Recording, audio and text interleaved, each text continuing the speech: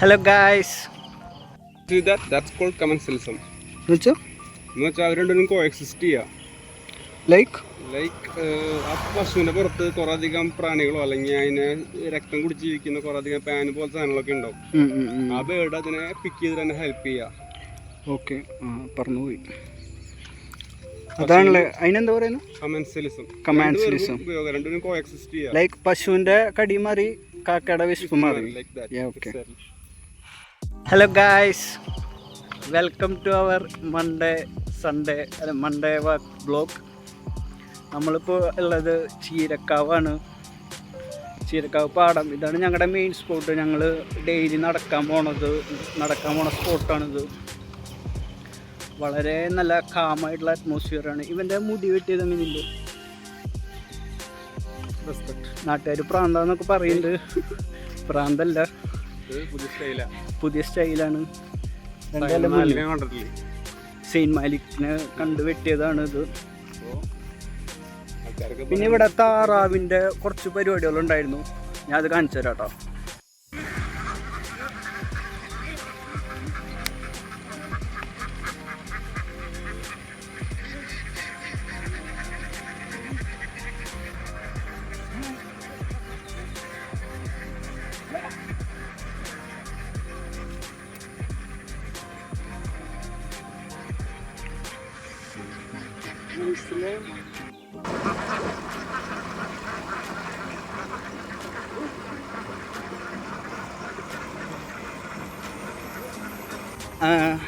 താറാവ് കൃഷി എന്ന് പറയുന്നത് നമ്മുടെ നാട്ടിൽ അന്യം നിന്ന് പോകുന്ന ഒരു പരിപാടിയാണ്. ഇപ്പോൾ ഇത് ഞാൻ ഫേസ്ബുക്കിലിടുന്ന കാരണം നിങ്ങൾക്കൊക്കെ തോന്നുന്നുണ്ടാവും നിങ്ങൾ ചെറുപ്പം തൊട്ട് താറാവ് അങ്ങനെയൊക്കെ കണ്ട് വളർന്നതാണ്.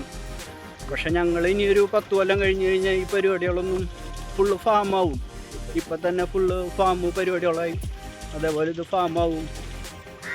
അപ്പോൾ അപ്പോഴത്തെ പിള്ളേർക്കെങ്കിലും കാണാമല്ലോ എന്നുള്ളൊരു വൈബിലാണ് എടുക്കണത്. പിന്നെ ഞങ്ങൾ മഴയത്ത് നടക്കാൻ പോകുന്നതിനെ കുറിച്ചും 2-3 പലതരത്തിലും പല സംസാരങ്ങളും കേൾക്കുന്നുണ്ട്. ലൈക്ക് ഈ പിള്ളേർ എന്തിനാ മഴയത്ത് നടക്കാൻ പോണേന്ന്.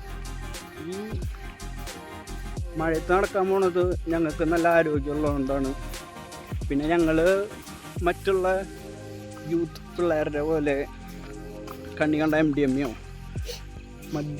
മദ്യം അല്ല MDMA പോലെയുള്ള രാസലഹരികൾ ഉപയോഗിച്ച് നടക്കണല്ലോ. അപ്പോൾ അത് വെച്ച് നോക്കുമ്പോൾ ഇങ്ങനെ മഴയത്ത് ഇറങ്ങി നടക്കണ കുഴപ്പമില്ലല്ലോ. കാണിച്ചു കൊടുക്കും മൊത്തത്തിൽ. അതെ. പിന്നൊന്നുമില്ല. Okay, bye. എല്ലാവരും ലൈക്ക് ചെയ്യുക, ഷെയർ ചെയ്യുക. ഈ വീഡിയോ കണ്ടാലും അൺസബ്സ്ക്രൈബ് ചെയ്ത് അൺഫോളോ അടിച്ച് പോകാതിരിക്കുക. Okay, by.